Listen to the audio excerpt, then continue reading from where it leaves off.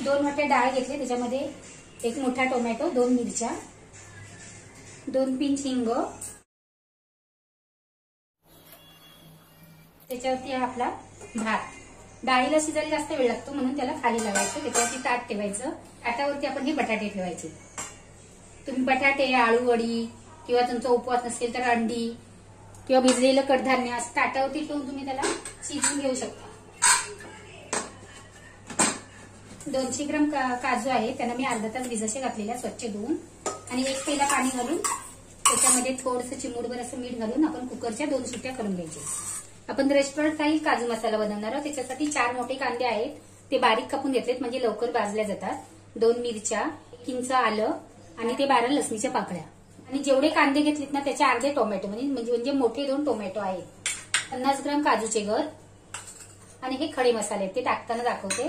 तवा गरम करायला ठेवलाय, त्याच्यामध्ये 2 चमचे तेल घालायचं. त्याच्यामध्ये कांदे घालायचे. हे माझं 6 माणसांचं प्रमाण आहे, तर तुमची जास्त माणसं असतील तर त्याचं डबल प्रमाण करायचं. असं बारीक कांदा चिरल्याने गॅस पण कमी लागतो, आपला वेळ पण कमी लागतो आणि पटकन शेकतो तो.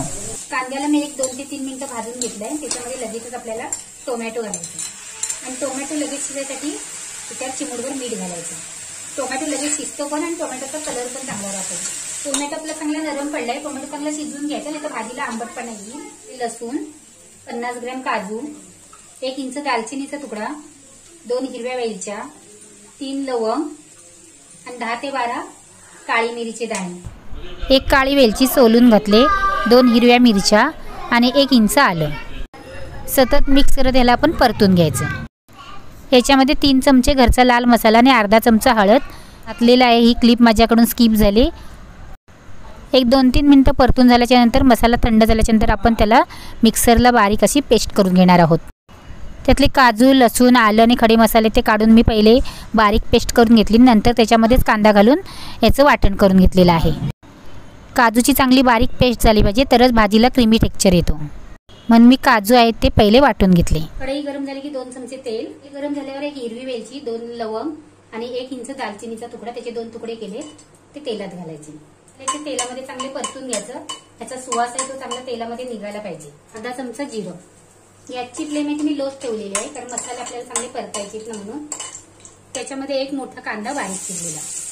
कांदा आपल्याला चांगला गोल्डन ब्राऊन होईपर्यंत परतून घ्यायचा. त्याच्यामध्ये 1 मोठा चमचा तुपाचा तूप घालायचं, म्हणजे भाजीला चांगली टेस्ट येते. नाहीतर तुम्ही इथे बटर घातलं तरी चालेल. लो टू मीडियम फ्लेमवर मी कांदाचा चांगला गोल्डन ब्राऊन करून घेतलाय. आता गॅसची फ्लेम आहे थोडी बारीक करायची. त्याच्यामध्ये कलरसाठी 2 चमचे काश्मीरी मिरची पावडर, 1 चमचा धना जिरा पावडर आणि लो फ्लेमवरच त्याला काही सेकंदच परतायचे, नाही तर तो मसाला करपला तर तुमच्या भाजीचा कलर आहे तो पण चेंज होईल. त्याच्यामध्ये हे आपलं वाटलेलं वाटण 1 2 मिनिटं लो फ्लेमवर हा मसाला परतून घेतलाय. त्याच्यामध्ये आपण तर गरम पाणी घालणार आहोत. हे मसाल्याचं भांडं आहे तेच धुवून गरम पाणी घातले आणि व्यवस्थित असं मिक्स करून घ्यायचं आणि ह्याला झाकण ठेवून परत 1 2 3 मिनिटं आपल्याला शिजवून घ्यायचं. साईडनी तेल सुटेपर्यंत मसाला आहे तो मी 1 5 मिनिटं परतून घेतलाय. त्याच्यामध्ये अर्धा चमचा आपल्याला कसुरी मेथी घालायची. तिला हातावर अशी थोडीशी क्रश करून घ्यायची.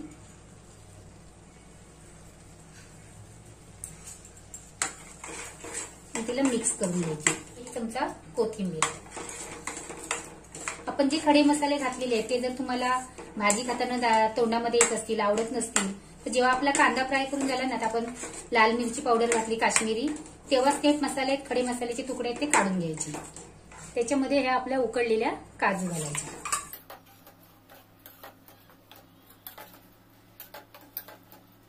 त्याच्यामध्ये गरजेप्रमाणे गरम पाणी घालायचं. आपण कांदा टोमॅटो भाजला तेव्हा पण मीठ घातलेलं होतं आणि काजू शिजवताना पण थोडंसं मीठ घातलेलं.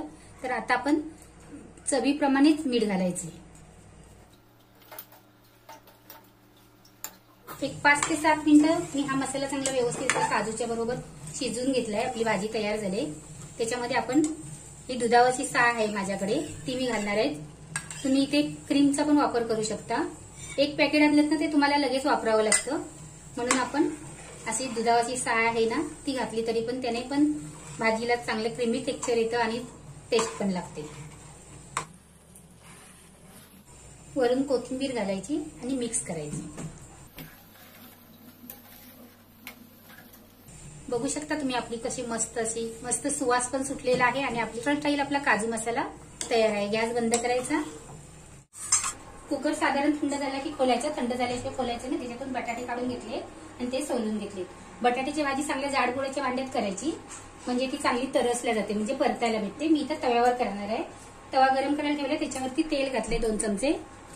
तेल गरम झालं की छोटा 1 चमचा राई, चांगली तडतडली की अर्धा चमच जिरं, 4 कढीपत्त्याची पानं तोडून घालायची, 2 पिंच हिंग आणि 1 मोठा कांदा. आणि जसं तुम्हाला तिखट पाहिजे त्याप्रमाणे मिरच्या, इथे मी 4 मिरच्या वापरते. त्यामध्ये बटाटा घालायचा आणि बटाट्यावरती जेवढे भाजीला लागेल तेवढे आपण मीठ घालणार आहोत. कांदा आपल्याला जास्त परतायचा नाही, थोडासाच लगेच एखादा मिनिट परतून झाला की लगेचच घालायचे, कारण कांदा आपल्याला भाजीमध्ये दाताखाली लागला पाहिजे असा कांदा ठेवायचा. म्हणून बटाटा चांगला व्यवस्थित असं आपल्याला फ्राय करून घ्यायचंय. म्हणून कांदा लगेचच घातल्या लगेच बटाटा घालायचा. 1 चमचा हळद आणि 1 चमचा चाट मसाला. आणि ह्या भाजीमध्ये तुम्ही मॅगी मसाला घातला तरी भाजी खूप छान होते. आता माझ्याकडे मॅगी मसाला नाहीये, पण 1 चमचा तुम्ही याच्यामध्ये मॅगी मसाला पण घालायचा. तिला दुसऱ्या साईडला ते परतण्यासाठी ठेवून देते आणि इकडे आपण आता डाळ फोडणीला देणार आहोत. टोप आपला गरम झालाय, त्याच्यामध्ये 2 चमचे तेल घातले आणि इकडे साईडला आपण जी भाजी ठेवलेली आहे तिला पण असे अधूनमधून आपल्याला मिक्स करायची. तुम्हाला वाटलं की थोडी चिकटते म्हणून तर गॅसची फ्लेम आहे ती लो करायची. तेल गरम झालं की छोटा 1 चमच राई, अर्धा चमच जिरं, 5 ते 6 कढीपत्त्याची पानं चुरून घालायची, म्हणजे चांगला सुवास येतो. 2 पिंच हिंग, आपण याच्यामध्ये पण हिंग घातलेला आहे डाळ शिजताना. ही डाळ तुम्हाला वाटलं आपली फोडणी करपते तर लगेच गॅस आहे तो बंद करायचा आणि मग फोडणी द्यायची आणि नंतर चालू करायचा परत त्याला. त्याच्यामध्ये गरजेप्रमाणे एकदाच आपल्याला पाणी घालायचंय. 2 चमचे ओलं खोबरं डाळीमध्ये घालायचंय आणि 2 चमचे भाजीत पण ओलं खोबरं घालायचं आपल्याला. आदल्या दिवशीच असंच खोबरं किसून फ्रीजमध्ये ठेवून द्यायचं, म्हणजे दुसऱ्या दिवशी जेवण करायला वेळ लागत नाही. चवीप्रमाणे मीठ. मी हळद डाळ शिजतानाच घातली होती म्हणून आता मी हळदीचा वापर केलेला नाही. तुम्हाला वाटले कमी वाटते म्हणून तर तुम्ही चिमूटभर अशी आता घातली तरी चालेल. डाळ शिजताना पण टोमॅटो घातलेला आहे, पण असं वरून घालायचा. डाळीमध्ये खूप छान लागतो, दाताखाली आला, भातात खाताना आला तर. म्हणून वरून थोडासा टोमॅटो नंतर घालायचा, कोथिंबीर, आणि ह्याला एक 4-5 मिनिटं आपण असं शिजवून घ्यायचं. बटाट्याची भाजी पण कोथिंबीर घालायची.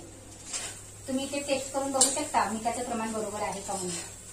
सगळ्या बटाट्याला आतपर्यंत मीठ लागायसाठीच आपल्याला एवढं त्याला परतून घ्यायचं. एक 4 ते 5 मिनिटं आपल्या भाजीला झाली की गॅस आहे तो बंद करून टाकायचा. आपण 5 ते 6 माणसांसाठी पुऱ्या करणार आहोत. तर पुरीचा अंदाज कसा काढायचा, तर प्रत्येकाला 4 पुऱ्या. 4 पुऱ्याप्रमाणे इथे मी 1 वाटी पीठ घेतलं तर साधारण मीडियम साईजच्या केल्यात तर 5 ते 6 पुऱ्या होतात.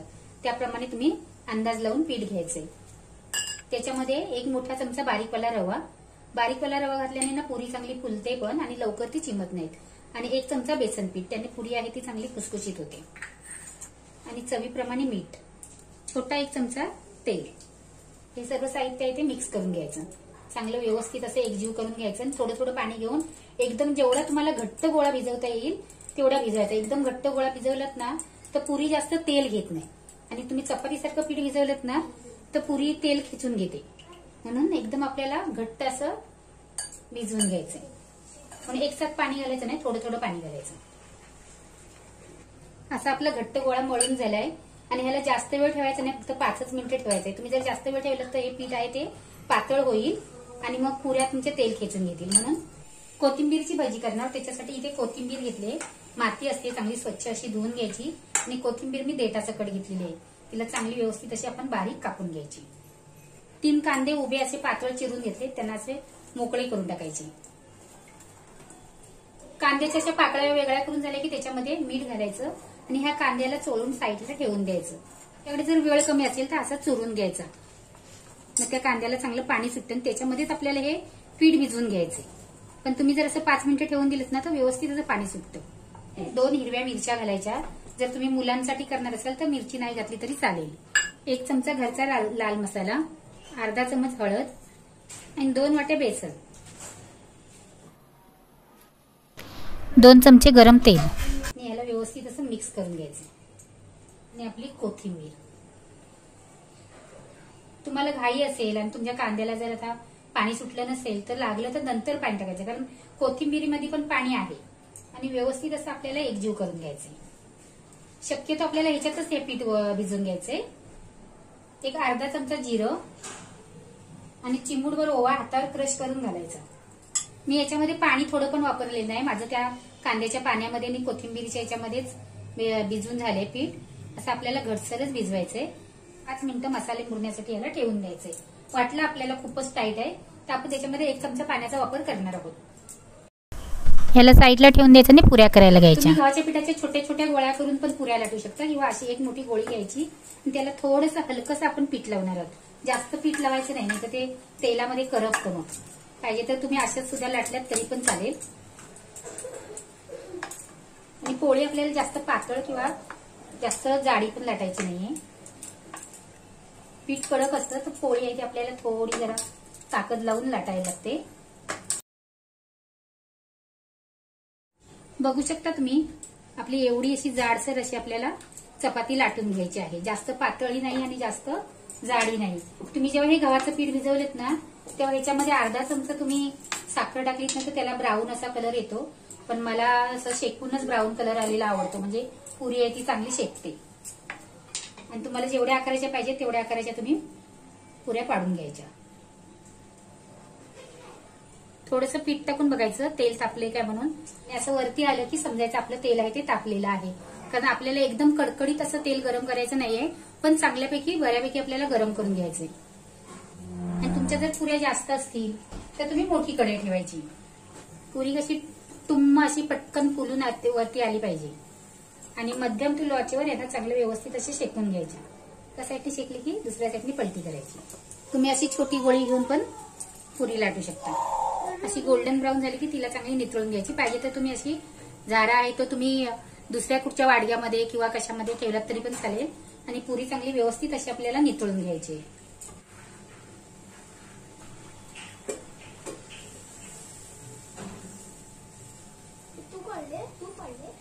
मी छोटी छोटी लाटलेली पुरी.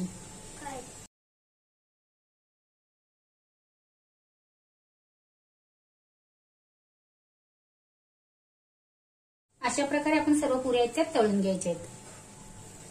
आपल्या पुऱ्या करून झाल्या त्याच कढईमध्ये आपण आता भजी करणार आहोत.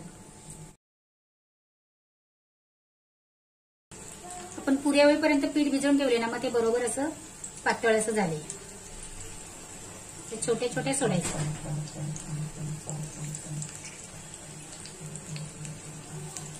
आणि लो फ्लेमवर यांना आपल्याला तळून घ्यायचे.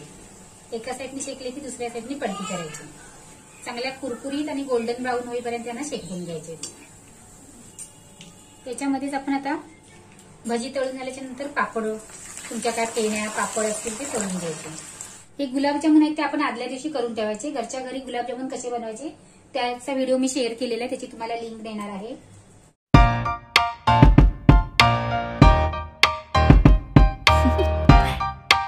Do you want to know? Well, I've been thinking about you, and I think you'll have to listen, because the sun is up, it's a beautiful day. My beginning will be as bright as the sun. Come, won't you come along? And it feels so bright, it's like